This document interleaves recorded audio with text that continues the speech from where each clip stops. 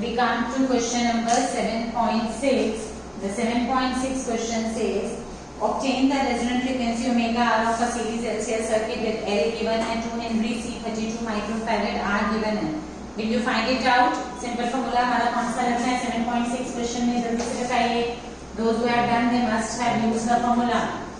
Resonant frequency चाहिए. Resonant frequency 1 upon under the root LC. Fine. Then second part of the question is what is the Q value of this circuit? Q value बताया आपको quality factor. Quality factor का formula Q is equal to 1 upon R under the root L upon C. This is the final formula that you should remember. बच्चे AC के सारे फॉर्मूले एक जगह आप लिस्ट करेंगे.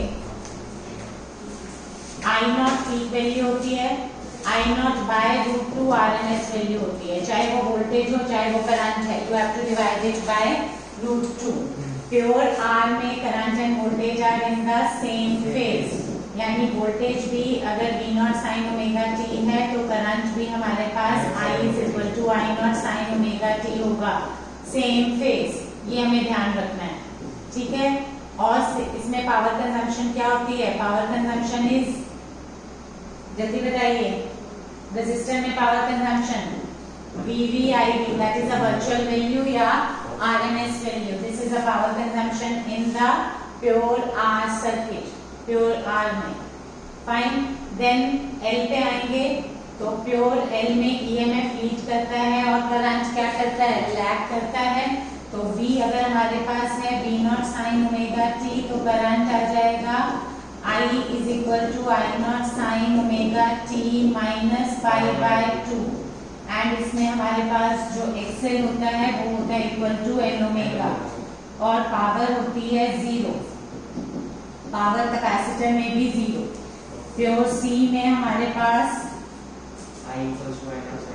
V is equal to V naught sine omega t तो I is equal to I naught sine omega t plus pi by 2. Fine. So voltage आप एक ही जगह V naught sine omega t लिख दीजिए तो उसके करस्पॉन्डिंग आप हमेशा करंट लेंगे. तो करंट हमारे पास आ जाएगा कैपेसिटर के केस में I is equal to I naught sine omega t plus pi by 2. Fine. यहाँ माइनस पाई बाय 2 था, यहाँ प्लस पाई बाय 2 है.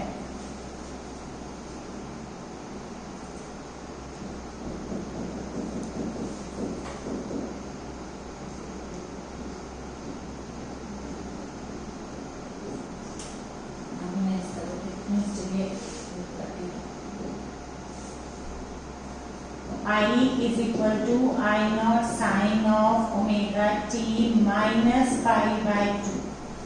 Fine. Then xc is equal to 1 upon c omega. Then we come to LCR circuit. अगर आप LCR circuit की बात करेंगे तो LCR सर्किट में हमारी इम्पीडेंस क्या होती है? जनरल फॉर्मूला फॉर इम्पीडेंस, जल्दी बोलिए. Z क्या होता है LCR सर्किट में? Z is equal to under the root of R square plus XL minus XC का होल स्क्वायर. ठीक है. पावर जनरल LCR सर्किट की हमारी क्या होती है? Voltage into current both in the RMS into cos phi, where cos phi is power factor. cos phi is equal to R by Z. ठीक है. tan phi is equal to XL minus XC upon, क्या होता है? जल्दी बोलिए. tan phi क्या था? R. Impedance triangle XL minus XC, ये है आपके पास, ये R है, ये Z है. This angle is phi.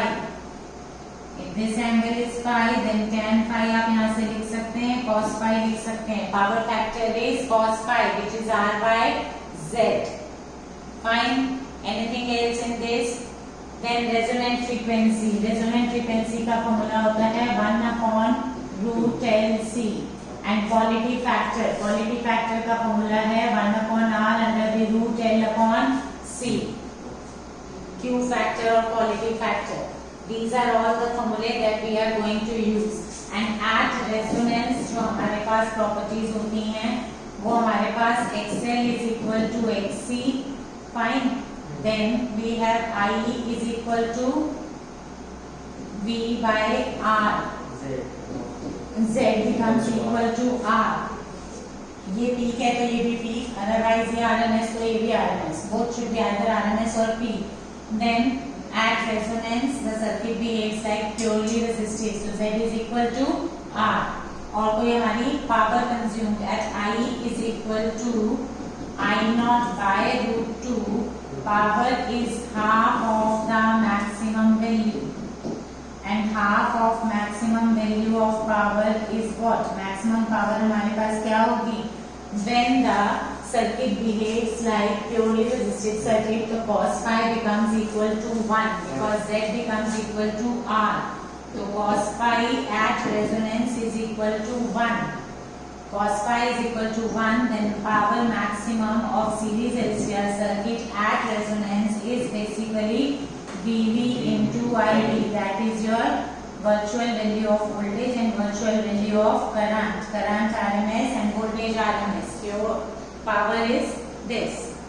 And at I is equal to I naught by root 2, जब ये हमारी वैल्यू करंट की होती है तो हमें इस वैल्यू पे जो दो फ्रीक्वेंसीज आती हैं वो हमारी बैंडविड्थ कंस्टिट्यूट करती हैं. Omega 1 is equal to omega r minus delta omega and omega 2 is equal to omega r plus delta omega.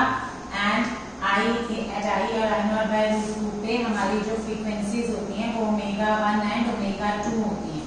Omega 1 पे भी current I naught by root 2 होगा और ओमेगा 2 पे भी current I naught by root 2 होगा. And bandwidth जो होती है वो हमारी होती है 2 delta omega. Bandwidth is equal to 2 delta omega. These are all the formulae that we are going to use in the series LCR circuit.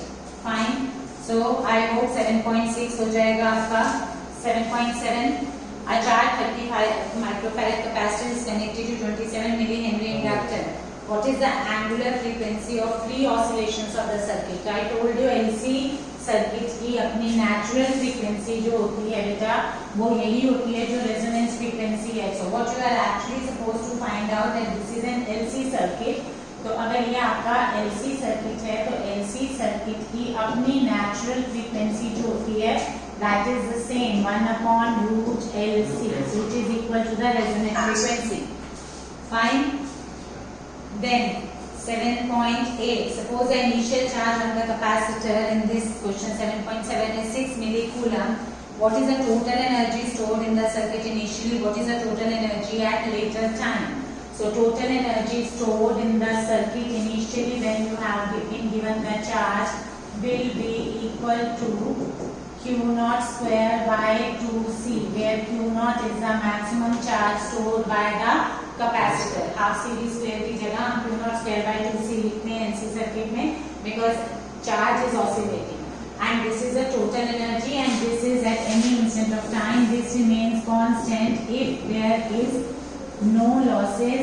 So in pure LC circuit हमारे पास कोई losses हम नहीं मानते. So if there are no losses, the total energy is Q naught square by 2C. Is this point clear to you? Yes, ma'am.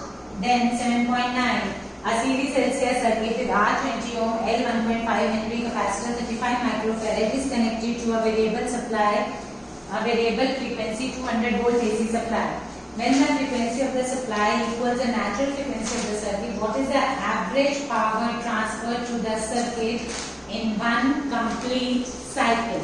See what is he saying? He is saying when the frequency of the supply equals the natural frequency of the circuit, it means हम resonance condition की बात कर रहे हैं. तो resonance condition पे what is the average power transfer to the circuit? Average power transfer to the circuit at resonance. At resonance circuit का behavior क्या होता है बच्चे?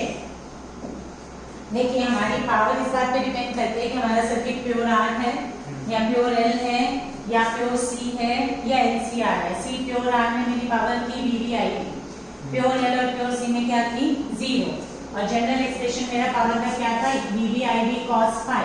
At resonance, when Z becomes equal to R, the circuit behaves like the purely resistive circuit. तो अगर ये purely resistive circuit की तरह behave कर रहा है, तो हमारा power का जो फॉर्मूला भी आएगा वो pure resistive वाला आएगा. So at resonance, Z is equal to R. The circuit behaves like resistive circuit or non-inductive circuit. So when it is resistive circuit, so it means that power consumption का जो हम formula लेंगे वो हम लेंगे VV/IV, or you can write V0I0 by 2, whatever you want to write, it is one and the same thing. And this is what you are required to find out. Average power transfer to the circuit in one complete cycle. Is this point clear to you? Now we come to 7.10 question. So 7.10 question says a radio can tune over the frequency range of the portion of megawatt MW medium wave broadcast band from 800 kilohertz to 1200 kilohertz. You remember जब मैंने आपको resonance समझाई थी तो मैंने आपको बताया था कि हमारी जो ट्यूनिंग होती है वो बेसिकली रेजोनेंस पे होती है. So now you use the FM band. FM is frequency modulated band. FM के लिए हमारी frequency ranges होती हैं megahertz में. Long back when we used to listen music, when we were of your age, there used to be only All India radio station which was basically AM band, amplitude modulated band. जो medium wave frequency के लिए आता है उसमें kilohertz की frequencies जो है वो हमारी रेडियो में AM बैंड पे आती हैं. इसमें MW बैंड दिया हुआ है. AM बैंड और the medium wave broadcast band is more or less the same thing. So 800 kilohertz to 1200 kilohertz मतलब हमारे चैनल्स की जो ट्यूनिंग होगी वो 800 किलोहर्ट्ज से 1200 किलोहर्ट्ज के बीच में, जैसे विविध भारती की हम बोलते हैं 1368 किलोहर्ट्ज, 1368 किलोहर्ट्ज पे. This used to be the ad that you will find the Vividh Bharati. This was one of the All India radio broadcast. If its LC circuit has an effective inductance, अब हमारे रेडियो को tune करना है to the frequencies, minimum frequency हमारे पास आनी चाहिए 800 kilohertz, मतलब हम 800 किलोहर्ट्ज को भी कैच कर पाए एंड हम 1200 किलोहर्ट्ज को भी कैच कर पाए. यानी हमारा जो रेडियो सेट है it should be able to tune to this frequency. So I told you कि इसमें हम या तो L को वेरिएबल रखते हैं या हम C को वेरिएबल रखते हैं. तो इसने हमें दिया है if it's LC circuit has an effective inductance of 200 micro Henry. तो L की वैल्यू उसने फिक्स कर दी है that the LC circuit has an effective inductance of 200 micro Henry. Fine. What must be the range of its variable capacitor? Now we have kept the capacitor to be variable. तो मैंने आपको बताया था हम tuning में क्या करते हैं, जब एयर में हमारे इतने सारे सिग्नल्स प्रेजेंट हैं और हमें एक पर्टिकुलर फ्रीक्वेंसी का सिग्नल लेना होता है तो हम अपने रेडियो सेट की ट्यूनिंग इस हिसाब से करते हैं कि अगर मुझे 800 किलोहर्ट्ज फ्रीक्वेंसी का सिग्नल कैच करना है then my radio set should have the natural frequency of 800 kilohertz. Resonance कब होती है? When the natural frequency of your radio becomes equal to the resonance frequency of the applied AC and then resonance take place. तो आपके जो signals आ रहे हैं उनकी frequency 800 से लेके 1200 किलोहर्ट्ज तक है. तो आपके रेडियो सेट को एक कैपेसिटर ऐसा होना चाहिए ताकि वो 800 किलो वेरिएबल कैपेसिटर है. सो वो भी ऐसा होना चाहिए जो 800 किलोहर्ट्ज से लेके 1200 किलोहर्ट्ज तक हम ट्यून कर पाएं. यानी हमारे रेडियो सेट की नेचुरल फ्रीक्वेंसी की रेंज भी हमें यही मिल गई. एंड LC सर्किट की नेचुरल फ्रीक्वेंसी क्या होती है? 1/√LC. यानी L हमारा फिक्स है और C हमारा वेरिएबल है. तो एक C1 आएगा हमारे पास. What should be the value of C1 so that ω1 will be equal to 1/√LC1 and this is nothing but 2 pi nu1. Omega is 2 pi nu.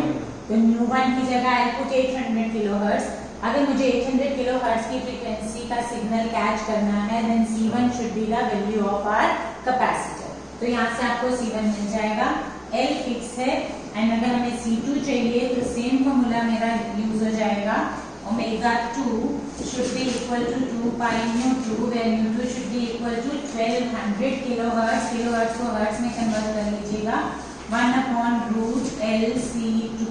L is fixed, so C1 and C2 minimum और maximum value of capacitance आ जाएंगी. If मतलब ये नहीं कि सिर्फ यही दो हैं, it will vary from C1 to C2. The capacitor की जो वैल्यू है वो C1 से लेके C2 तक वेरी करेगी। Am I clear? Is it clear till now? So now we come to the next question.